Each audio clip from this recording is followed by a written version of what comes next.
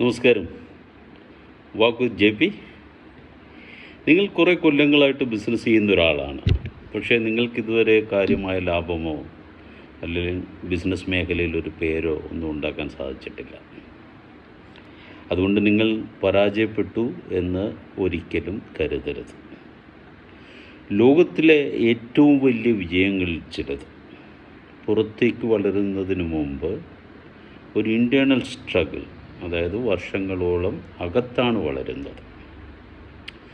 The roots are growing, then don't worry about the fruits എന്നാണ് പറയുന്നത്.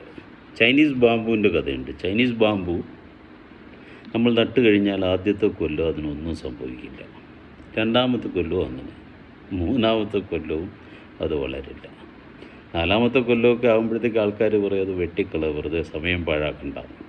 പക്ഷെ അഞ്ചാമത്തെ കൊല്ലം ആകുമ്പോഴത്തേക്ക് അതൊരു ഒറ്റ വളർച്ചയാണ്, ഒരു 80-90 അടി ഉയരത്തിൽ വളരും. അപ്പോൾ ഈ 5 കൊല്ലങ്ങൾ അതെന്താ ചെയ്തുകൊണ്ടിരുന്നത്?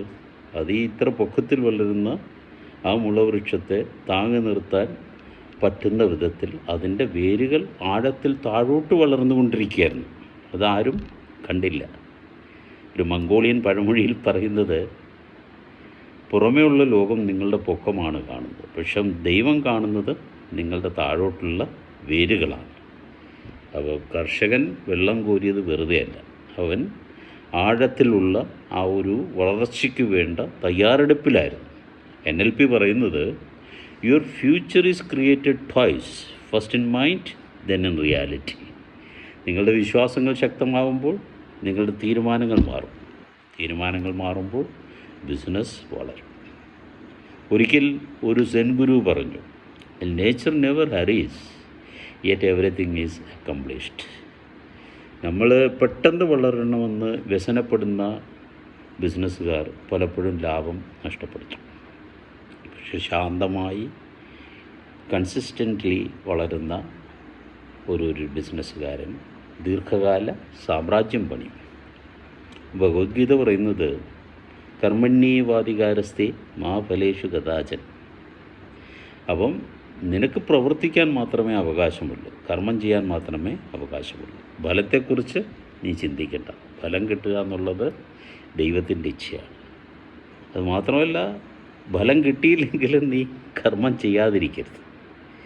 അപ്പം ഇന്ന് പലപ്പോഴും നമ്മൾ കാണുന്ന വലിയ ബ്രാൻഡുകൾ ആദ്യ ദിവസം തന്നെ വലിയ ലാഭമൊന്നും കണ്ടിട്ടല്ല അവർ ബിസിനസ് ചെയ്തു തുടങ്ങിയത്. അവർ ഒരു തരം വിശ്വാസം ക്രിയേറ്റ് ചെയ്തു, അവർ ഗുണനിലവാരം ഉറപ്പുവരുത്തി, ഒരു ടീം വർക്ക് കൊണ്ടുവന്നു, സിസ്റ്റം കൊണ്ടുവന്നു, കസ്റ്റമേഴ്സുമായിട്ട് ഒരു നല്ല ബന്ധം കൊണ്ടുവന്നു, ഉപഭോക്തൃ ബന്ധം. അതിനുശേഷമാണ് അവർക്ക് പ്രോഫിറ്റ് വരാൻ തുടങ്ങിയത്. അപ്പോൾ വേഗത്തിൽ വളരുന്നത് എല്ലായ്പ്പോഴും ശക്തമാകണമെന്നില്ല, പക്ഷെ ശക്തമായ വേരുകളുള്ള വളർച്ച ദീർഘകാലം നിൽക്കും. പ്രോഫിറ്റ് വിത്ത് പീസ് എന്നത് ഇതാണ്. ക്ഷമയോടെ വളരും, മൂല്യത്തോടെ വളരും, ലോകോത്തര നിലവാരത്തിലേക്ക് വളരും. ഞാൻ JP Nair, international strategic adviser. Walk with JP, from ordinary to world class business. Thank U.